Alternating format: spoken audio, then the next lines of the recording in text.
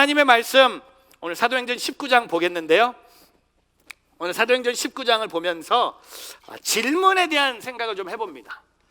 오늘 드디어 하나님께 당첨, 죽는 순간에 드디어 하나님께 당첨이라고 말했던 톨스토이는요, 평생에 3가지 질문을 하면서 살았다고 합니다. 내 생에 가장 중요한 사람은 누구인가? 내 생에 가장 중요한 일은 무엇인가? 내 생에 가장 중요한 사건은 언제인가?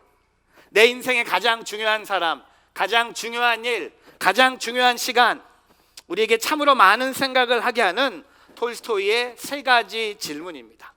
근데 오늘 사도행전 19장에 보면요, 3차 전도 여행을 시작하면서 사도 바울이 에베소에 도착합니다.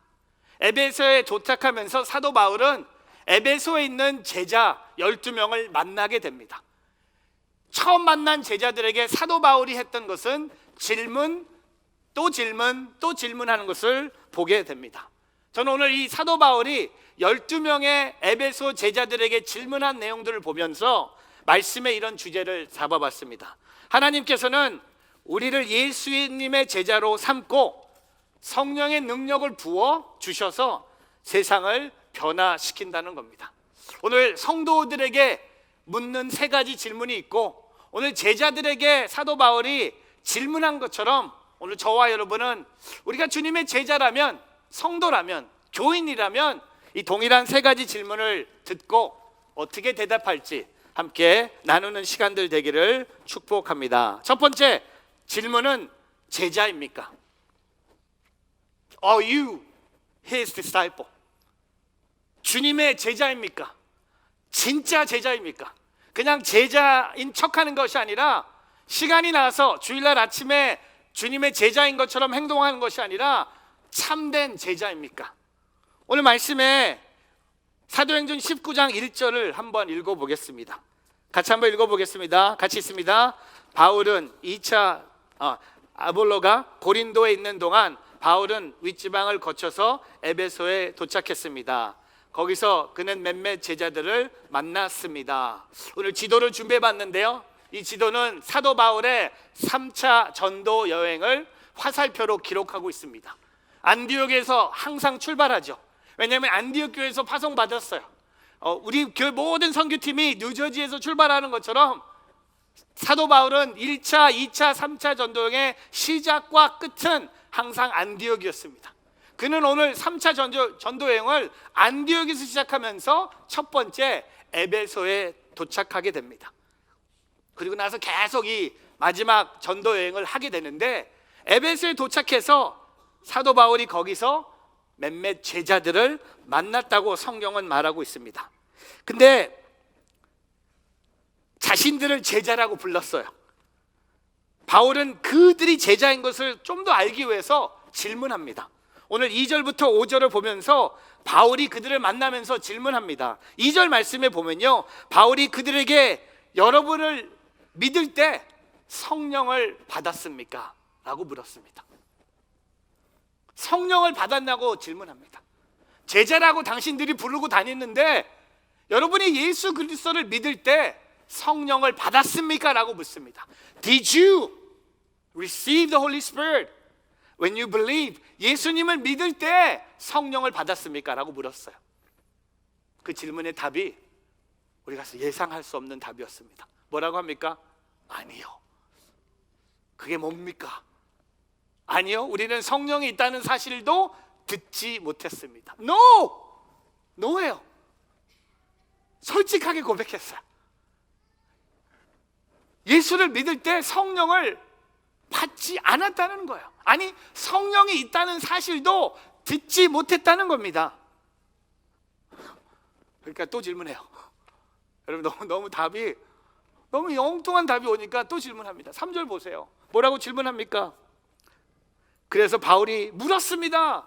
그렇다면 여러분은 어떤 세례를 받았습니까? 세례를 받았다고 말한다면 what kind of baptism? What baptism did you receive? 그들이 대답했습니다.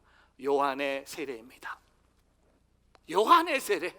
여러분 누가 여러분에게 세례 받으셨습니까? 라고 하면 우리는 네, 세례 받았습니다. 안 받았습니다. 생각하고 있습니다. 이렇게 대답을 해야 되는데 오늘 에베소의 12명의 제자들은 뭐라고 대답합니까? 요한의 세례입니다. 세례 요한의 세례를 받았다는 거예요. 근데 4절에 보면요, 세례 요한의 세례는 구원을 얻어서 받은 세례가 아니라 회개의 세례라고 바울이 말하고 있습니다.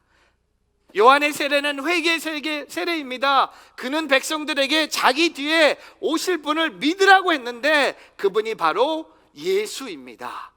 여러분, 요한의 세례는요, 예수님을 영접하는 신앙 고백의 세례가 아니라 그냥 나의 죄를 회개하는 말 그대로 회개의 세례입니다. 하나님 나라가 가까이 왔음을 깨닫고 두려운 마음에 지난날의 더러운 삶, 율법을 어긴 삶을 회개하는 표시의 세례입니다. 바울 앞에 제자라면서 나타난 12명은 바로 그 회개의 세례를 받았던 것입니다. 솔직히 말하면 그들은 예수님을 제대로 알지 못했어요.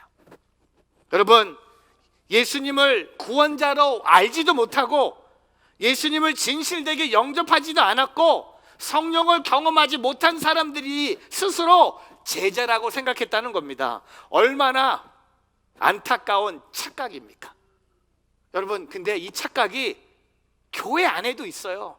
지금 여러분에게 있을 수 있어요. 여러분, 제자입니까? 라는 질문에 성령을 받았습니까? 구원의 세례를 받았습니까? 스스로 제자라고 말할 수 없다는 겁니다. 동일한 일이 오늘 이 자리에서 일어나고 있습니다. 교회 나온다고 해서 모두 사람이 제자가 아닙니다. 여러분 어떠십니까? 당신은 제자입니까? 누가 영어로 제자가 disciple이죠. disciple이라는 영어 단어의 스펠링을 따서 disciple이라는 것을 써봤어요. 이 관계를 보면요, 하나님과의 관계, 믿는 성도들과의 관계, 성령 충만함의 삶, 잃어버린 영혼을 품고 또한 하나님이 주신 은사로 교회를 섬기고 기도하는 모습, 그 다음에 제자 삼는 것, 그 다음에 하나님이 늘 항상 나와 함께 하신 것을 고백하는 것이 제자라고 말하고 있다는 겁니다.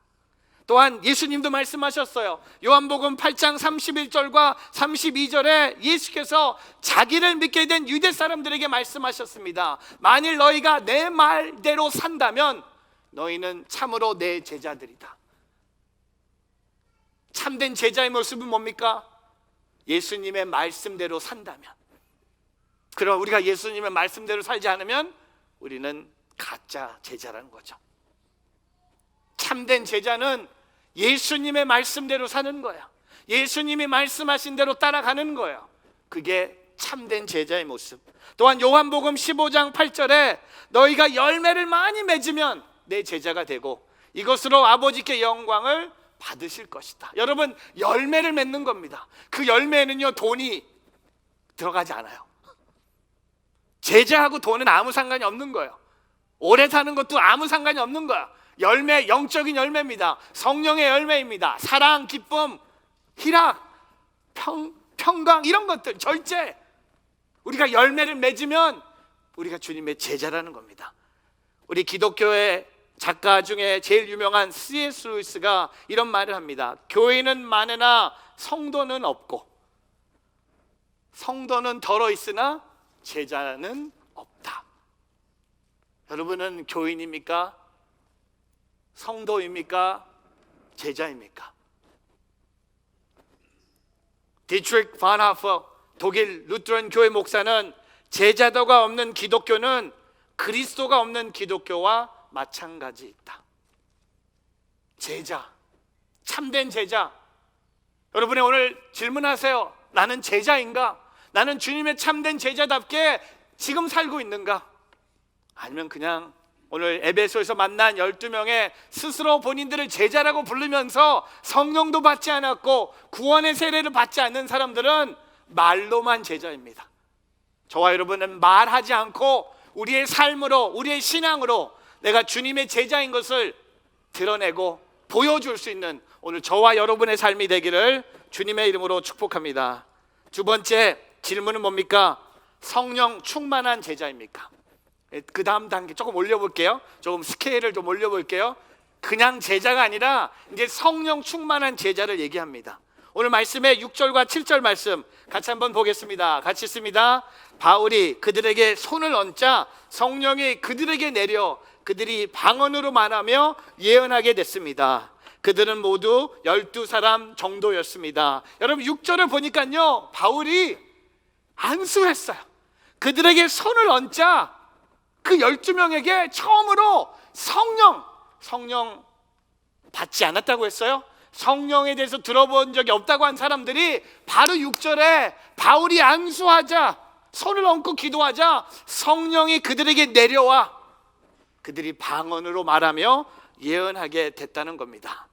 여기서 성령 세례와 성령 충만을 구분해야 된다는 겁니다. 여러분, 성령 세례는요, 내가 예수님을 영접했을 때 성령님이 내 안에 찾아오시는 것이 바로 성령의 세례입니다. 성령 충만함은 성령님이 통치가 내 안에 넘치도록 가득 차는 사건을 성령 충만한 거예요. 성령의 세례 갖고는요, 성령 충만한 제자가 될 수 없다는 겁니다. 성령의 세례를 통해 성령 충만한 문이 열리는 거예요. 성령의 세례를 받는 것보다 더 중요한 것이 있다면 그 받은 성령을 통해 내가 또 채우고 또 채워서 넘치도록 성령의 지배를 받는 나의 신앙의 모습을 성령 충만이라고 하는 거예요. 제가 이민교회 오순절 교회에서 자랐어요. 제가 그래서 조금 많은 분들이 헷갈려요. 목사님은 공부는 장로교회에서 했는데 섬겼던 교회는 순복음 교단이었어요. 제가 신학할 때 너무 헷갈렸어요. 이 성령에 대해서. 이 장로교회 학교에 가면 성령에 대해서 말은 하는데 성령 체험에 대해서 말 안 해요. 성령 세례, 성령 충만함 아무도 말하지 않았어요. 근데 교회만 오면 우리 순복음, 복음에 또 순까지 붙였잖아요. 순복음 얼마나 뜨거웠는지 아세요? 제가 다녔던 김남수 목사님 계셨던 이 순복음 뉴욕교회, 지금은 프라미스 교회지만 맨하탄 33가에서 미국 교회를 빌리면서 시작한 그 교회, 성령의 충만함 매주 금요일마다 새벽 기도마다. 제가 요새 맨하탄에 가면요, 그때 그 시절이 생각나요. 84년도에 이민 왔을 때 그때 그 교회는 맨하탄 33가 세븐th 애비뉴에 있었어요. 근데 모일 때마다 너무나 뜨거웠어요. 충만했어요. 찬송가도 막 아시잖아요. 보혈 찬송가만 불러. 얼마나 죄를 많이 지었으면 매주 금요일마다 보혈이야. 맨날 깨끗해 해달래. 예수의 피, 뭐 보혈, 내가 매일 기쁘게 맨날 이 박자야. 우리 교회에서 볼 수 없는 박자죠. 근데 그 충만함 교회 떠나면 사라지더라고요. 여러분, 오늘 성령 충만한 제자는 뭡니까? 내가 교회도 성령 충만, 일터에 가도 성령 충만, 목사님 앞에서도 성령 충만, 아내 앞에서도 성령 충만, 자녀들 앞에서도 성령 충만. 제가 어제 오랜만에 집에 왔어요. 오랜만에 집에 왔는데 고은이가 토요일마다 이렇게 과외를 하고 다녀요. 툴을 하고 다니는데 돈을 좀 벌었나 봐요. 돈 번 걸 막 자랑하는 거야. 참 딸이 많이 컸다. 아빠한테 옷도 사주고 고은이가 사준 옷을 제가 뜯겨보다가 뜯겨봤어요. 많이 뜯겼는데 고은이가 옷도 사주고, 근데 고은이가 딱 돈을 캐시로, 얘는 캐시만 받는 그거 하는 건데 모르겠어요. 시간당 얼마 받는지 모르겠지만 좀 잘 가르쳐요. 홍보하는 건 아니지만 이렇게 했는데 딱 보더니 고은이가 첫 번째 하는 말이 뭔지 아세요? 헌금할 거예요. 근데 그 말을 듣는데 아내의 얼굴이 되게 눈물에 가득한, 11조 드릴 거예요. 교회 가서. 그래서 나는 이제 어느 교회? 이게 문제죠. 아빠 섬기는 교회? 그건 중요하지 않아요. 근데 중요한 것은 그 말을 들으니까 별거 아닌데도 그렇게 많은 액수가 아니거든요. 뭐 몇만 불도 아니고 작은 액수였지만 그 첫 월급 아니요. 토요일마다 과외하면서 버는 돈을 그냥 본인이 써도 되는데 그 마음에 아빠에게 옷 사주는 것도 감사한데 더 기뻤던 건 뭡니까? 하나님께 헌금했다는 거예요. 했는지는 제가 이따 보겠는데 하여튼 뭐 천천히 볼게요. 근데 제가 이번에 이라크, 터키 다니면서 만났던 성령 충만한 제자 한 분을 소개합니다. 저는 이분의 교회에 방문하면서 이분 사무실에 가서 한국말로 된 수료증을 봤어요. 근데 이분은 한국분이 아니세요. 중동분인데 2009년 1월 달에 온누리교회 단기 선교사 훈련학교를 수료한 수료증 아랍분인데, 그리고 한국에서 신학하고 목사 안수 받고 아리빌 크리스천 얼라이언스 교회 담임 목사님. 제가 이분 사무실에 가서 이 사진을 보고 와, 놀랐어요. 다음 달에 우리 교회에서 터닝 포인트 하거든요. 한국에서 지금 하는 터닝 포인트가 여기는 14기로 나오는데 한국은 지금 35기 정도 하고 있거든요. 10년 전에 외국분이 단기 선교사 훈련을 한국에서 받고 이라크 아리빌에 와서 300명이 넘는 교회에 목회를 하고 있었어요. 그 교회 가서 제가 설교를 했습니다. 여러분 사진 보면 누가 더 나이가 들어 봅니까? 솔직하게 뭐 제가 전 상처 안 받습니다. 훨씬 제가 영해 보이죠. 제 한참 동생이더라고요. 근데 얼마나 고생을 많이 할까 생각했는데, 제가 영어로 하면 아랍어로 통역을 해주면서 진짜 하나님이 한국에 와서 잠깐 생활하는 사람에게 그 기쁨을 주시고 훈련받아서 다시 이라크에 와서 현지인 교회를 세워가는, 진짜 이번 여행에 진짜 제가 봤던 제일 멋있었던 사람. 왜? 그의 인생에 성령이 충만했기 때문에. 여러분, A.W. 토저가 이렇게 고백합니다. 모든 신자가 성령을 모시지만 성령은 모든 신자를 소유하지 않는다는 거예요. 우리는 우리 안에 성령이 있다고 생각해요. 제자라고 생각해요. 근데 참된 성령이 아닐 수도 있다는 겁니다. 또한 찰스 스퍼전 목사님은 이렇게 설교했죠. 성령 없이 우리는 아무것도 할 수 없다. 성령이 없는 그리스도인은 바람 없는 배이고 마차 없는 전차이다. 수액 없는 가지처럼 시들게 되고 불 없는 석탄처럼 쓸모 없어진다. 희생의 불꽃이 없는 재물처럼 우리를 하나님께 드릴 수 없다. 여러분, 우리가 우리의 삶을 하나님께 드리기 위해서는요, 성령 충만해야 돼요. 성령의 그 충만하지 않고는요, 우리는 절대로 우리의 삶을 하나님께 드릴 수 없다는 겁니다. 이라크로 나가는 우리 패스파인더 형제분들, 성령 충만하세요. 성령 충만하로 승리하는 거예요. 성령 충만해서 영적 전쟁에서 승리하는 거예요. 깨어있지 않고 그냥 내가 그냥 사는 대로 모습 이대로 하나님 사랑하시지. 맞아요.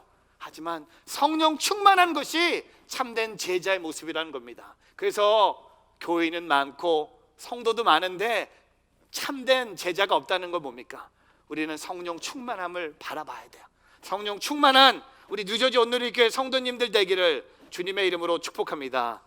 여러분, 오늘 세 번째 질문, 세상을 변화시키는 제자입니까? 성령 충만한 제자입니까? 그 다음 단계로 올라가면 뭡니까? 세상을 변화시키는 제자가 돼야 된다는 거야. 그냥 제자가 아니에요. 그냥 성령 충만함으로 내가 기쁘고 내가 해피하고 그게 아니라 그 성령 충만함이 나를 가만히 놔두지 않고 나를 튀어나가게 해야 돼요. 어디로? 세상을 변화시키는 제자로. 오늘 보세요. 본문 말씀에 8절부터 10절 같이 한번 읽어보겠습니다. 바울이 회당으로 들어가 석 달 동안 담대하게 말하며 하나님 나라에 대해 강론하고 설득했는데, 그 가운데 몇 사람은 마음이 완고해져 믿기를 거부했고 공공연하게 그 가르침을 비방했습니다. 그래서 바울이 그들을 떠나 제자들을 따로 데려다 두란노 소원에서 날마다 가르쳤습니다. 이 일을 2년 동안 계속돼 아시아 지방에 사는 모든 유대 사람들과 그리스 사람들이 주의 말씀을 듣게 됐습니다. 여러분, 바울은요 늘 새로운 도시에 도착하면요 회당을 찾아서 유대인들에게 복음을 전합니다. 1차, 2차, 3차 전 다 에베소에도 마찬가지예요. 회당에 들어가서 말씀을 전했어요. 근데 9절에 보니까 다 믿지 않았어요. 반대했어요. 거부했어요. 그래서 바울은 그들을 떠났어요. 그리고 그 제자들을 데려다가 두란노 소원에서 날마다 가르쳤다는 겁니다. 세상을 변화시키는 제자들을 따로 모아놓고 하나님의 말씀 훈련하는 시간을 가졌다는 겁니다. 여러분, 우리가 너무나 잘 아는 데 아니에요? 두란노? 우리 두란노 하면 온누리교회예요. 여러분 혹시 여러분 중 오늘 두란노가 성경에 있었네? 하시는 분 계시면 맞습니다. 두란노는 에베소에 있는 사도 바울이 사용했던 말씀을 가르치는 훈련의 장소였습니다. 두란노, 서원이란 것은 그 강의실이에요. 근데 꼭 신앙을 강의하는 것만 아니라 철학이나 수사학이나 일반 강연을 해주는 그냥 빌려주는 평범한 장소였어요. 근데 왜 두란노인지 아세요? 그 강의 장소의 주인이 두란노였어요. 그 빌딩의 주인이 두란노였어요. 너무 복잡하게 생각하지 마세요. 왜 두란노일까? 언어적으로 무슨 의미가 있을까? 아니요, 그냥 그 주인이 두란노였어요. 혹시 여러분이 건물 사면, 제가 만약에 건물 사면 마크 최 이렇게 짓는 것처럼 본인의 이름으로 그냥 건물의 이름이 두란노였어요. 근데 두란노라는 헬라어는 폭군이라는 뜻이에요. 그러니까 그 장소가 그렇게 좋은 것도 아니었어요. 그럼에도 불구하고 바울은 2년 동안, 여러분 오늘 중요한 건 뭡니까? 10절에 보니까 2년 동안 계속해. 여러분 훈련을 했다는 겁니다. 여러분 성령 충만한 제자가 그냥 나가면 사고칩니다. 성령 충만하면요 다 할 수 있다고 생각해요. 여러분 한 날개가 성령이라면 한 날개는 훈련을 받아야 돼요. 세상을 변화시키는 제자가 되기 위해서 2년 동안 두란노 서원에서 말씀을 배우고 공부하고 읽고 준비함으로 세상을 변화시킬 제자로 내아갔다는 겁니다. 여러분 고린도전서 9장 25절에 경기에 참가하는 사람은 누구나 모든 일에 절제합니다. 그들은 썩어 없어질 면류관을 얻으려고 절제하지만 우리는 썩지 않은 것을 얻으려고 절제합니다. 여러분 절제, 경기에 참가하는 사람 절제. 운동하는 사람들이 그 운동을 하기 위해서 얼마나 많은 절제를 합니까? 어떤 운동을 하든 마라톤을 뛰든 야구를 하든 축구를 하든 아이스케이팅을 하든 운동선수가 그 면류관을 받기 위해서는요 절제하지 않으면 그 상을 받을 수 없는 것처럼 오늘 저와 여러분은 끊임없는 훈련, 세상을 변화시키는 제자가 되기 위해서는 끊임없는 훈련을 받아야 돼요. 이번에 터키에서 우리 KPM 연합 선교사 수련회를 했어요. 이번에 참석하신 분들 사진을 다 보여드리지만 섬겼던 분들의 사진입니다. 여기에는 우리 뉴저지 초대교회 담임 목사님도 계시고 퀸스 한인교회 담임 목사님도 계시고 맨하탄의 뉴 프론티어 교회 담임 목사님도 계시고 뉴저지 온누리교회 담임 목사도 있고 그다음에 아름다운 교회 장로님도 계셨고 퀸스 한인교회 장로님도 계셨고 우리 장동원 목사님, 우리 교회 안대영, 안대희 자매 열심히 4박 5일 동안 선교사님들 섬겼어요. 근데 은혜가 너무 넘쳤어요. 3박 4일 영성 수련회였어요. 찬양 시간부터 말씀을 듣고 기도하고, 여러분 생각해 보세요. 교회 오빠 영화 틀어주니까 난리가 났어요. 선교사님들이 얼마나 어려운 일을 하고 있습니까? 특별히 이 터키 땅의 선교사님들 간증을 들어보니까요, 한 분은 26년 동안 터키 땅에 선교사를 하고 있는데 제자를 한 명도 못 세웠대요.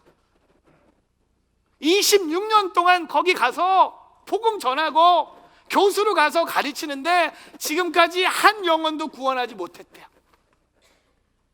그래서 제가 그랬어요. It's okay. 선교사님이 여기 26년 와 있는 그 자체가 하나님 보시기에 너무 아름다운 거야. 제가 그랬어요. 하나님을 이해하려고 하지 말라는 거야. 하나님을 신뢰하라는 거야. 여러분, 우리는 종종 우리 생활하면서 자꾸 하나님을 이해하려고 그래요. 여러분, 우리는 하나님을 이해할 수 없는 존재예요. 그러나 하나님을 신뢰한다면, 내 주어진 상황에 어려운 일이 있고 힘든 일이 있지만, 이번에 은혜스러웠던 수련회가 될 수 있었던 이유는요, 터키 모인 선교사님들에게 너무나 어려움이 많은 거예요. 먹을 것의 문제가 아니에요. 자녀들의 교육의 문제가 아니었어요. 이번에 모인 40명의 선교사님들의 공통점이 뭔지 아세요? 제자 삼는 게 너무 힘든 거야. 제자 삼는 게 너무 힘든 거야. 에베소에 계신 한 선교사님이 저를 찾아오셨어요. 제가 사도행전 19장 설교할 줄 모르는데 제가 에베소 얘기 좀 해달라고 했어요. 이번 주에 가서 해야 되니까 좀 준비해, 시간도 부족한데 좀 달라고 했더니 주신 건 아무 설교에 도움이 안 됐는데 이분은 이런 말씀하시더라고요. 목사님 교회 MB 지금 이스탄불에 보내고 있는데 저한테도 좀 보내주세요. 너무 힘들어요. 너무 외로워요. 근데 뉴저지 온누리 교회가 헨리 박, 한다완, 문소영, 줄리 박 다 이렇게 와 있는 걸 보니까 혼자 가신 선교사님이 너무 외로운 거예요. 근데 예배와 찬양과 그냥 교제하는 그 시간을 통해 이분들이 진짜 성령 충만한 제자구나. 숫자가 많이 열매가 있어서가 아니라 그거와 상관없이 20년, 10년, 7년 터키 땅에서 선교사로 있다는 그 자체가 너무나 훌륭한 거였어요. 저는 이번에 가서 헨리 박, 한대환 선교사님을 이런 생각이 들었어요. 이 두 분은 이게 선교의 끝이 아닐 것 같다는 생각. 그분들한테는 할 수 없었던 말. 그냥 제가 무슨 생각 든지 아세요? 빨리 돌아와서 신학하고 선교사로 나가야겠다는 생각이 들었어요. 제가 혼자 느낀 게 아니었어요. 진짜 매주 영어 예배 설교하고 있더라고요. 매주 영어 예배를 위해서 토요일마다 세팅하고 있더라고요. 하는 말이 다 목사님한테 배운 것 같아요. 제가 인투에 청년 있을 때 세팅하는 걸 배워서 지금 터키에 있는 GTC 교회 영어 예배 벌써 40명, 50명이 모인대요. 여러분, 세상을 변화시키는 제자가 되십시오. 그게 오늘 우리의 부르심입니다. 오늘 말씀을 정리합니다. 성도에게 묻는 세 가지 질문, 여러분에게 묻습니다. 제자입니까? 성령 충만한 제자입니까? 세상을 변화시키는 제자입니까? 이게 하나하나 따로 노는 게 아니에요. 하나예요. 참된 제자, 성령 충만한 제자, 세상을 변화시키는 제자. 제가 이찬수 목사님의 세상에서 믿는 자로 산다는 것은 책에 이런 말씀을 하셨어요. 아무 걱정 말고 하나님이 이끄시는 대로 따라가자. 여러분, 제자는요, 아무 걱정하지 않는 게 제자의 삶이에요. 여러분, 오늘 예배 자리에 제자가 되기 위해서 여러분 갖고 오신 걱정, 근심을 그 자리에 내려놓고 주님이 이끄시는 대로 따라가는 것. 제자는 따라가는 거예요. 제자의 메이저는요, 주인을 따라가면 되는 거예요. 걱정하지 않아도 되는 거예요. 왜냐하면 제자의 삶이 하나님 보시기에 너무나 아름답고 가치가 있는 삶이기 때문에. 제가 사진 하나, 시계 사진이거든요. 참 오래된 시계입니다. 한 아버지가 죽기 전에 아들에게 이 시계를 건져줍니다. 이 시계를 할아버지께 받았다. 그리고 이 시계는 200년이 넘은 시계다. 내가 죽기 전에 내가 너에게 주겠다. 근데 한 가지 숙제를 주겠다. 이 시계의 가치를 네가 좀 알았으면 좋겠다. 그래서 집 바로 건너편에 있는 시계방에 가서 이 시계를 보여주고 이 시계 가치를 알아보고 오라고 숙제를 줬어요. 그래서 아빠의 말을 듣고 길 건너에 시계방에 갔더니 아들이 돌아왔어요. How much? 했더니 5불 주겠대. 시계방에서 5불 주겠대. 그치? 시계방에서는 가치를 5불밖에 안 쳐주는구나. 5불도 많이 주는 것 같다. 이게 너무 더럽지 않아요? 근데 두 번째, 이쪽 건너편에 가면 커피숍에 있어. 아빠가 자주 갔던 커피숍이니까 커피숍 주인에게 이 시계를 보여주고 얼마를 줄지를 한번 물어보고 오라고 했어요. 아들이 아버지의 마지막 말씀처럼 듣고 가서 왔어요. How much? 아버지를 사랑하는 마음에 아저씨가 5불, 시계방도 5불, 커피숍도 5불. 그래 아들아, 원모 한 군데 더 가야 된다. 조금 먼데 꼭 갔다 와야 돼. 여기서 한 30분 떨어진 데인데 박물관에 가서 이 시계를 보여주고 와라. 그리고 이 시계의 가치가 얼마인지. 아들이 막 여기도 5불일 텐데 박물관 가면 더 줄 텐데 막 그러는데 박물관에 갔다 오더니 아들이 얼굴이 너무 오마이갓. 아빠가 물어봤어요. 박물관에서 얼마 준대? They offer me $1 million. 박물관에서 100만 불을 주겠다는 거였어요. 이 시계. 아들에게 나 줘 그러지 않았어요. 아들에게 주면서 인생의 레슨을 가르쳤다고 합니다. 가치는 잘 사용됐을 때 그 가치가 제대로 있는 거야. Right place, right way. Wrong place, wrong way, wrong price. 가치는 언제 있습니까? 우리의 삶도 마찬가지예요. 우리의 삶은 5불짜리가 아니에요. 우리의 삶은 5불짜리가 아니에요. 우리의 삶은 100만 불짜리 같은 삶입니다. 우리의 삶을 주님을 위해서 산다면, 우리의 모든 시선을 하나님을 향해 간다면, 나의 눈물까지도 하나님을 위해서, 나의 움직임도 하나님을 위해서 산다면 내가 좀 피곤할 수 있어요. 내가 좀 아플 수 있어요. 근데 하나님이 날 쓰신다? 그럼 100만 불짜리야.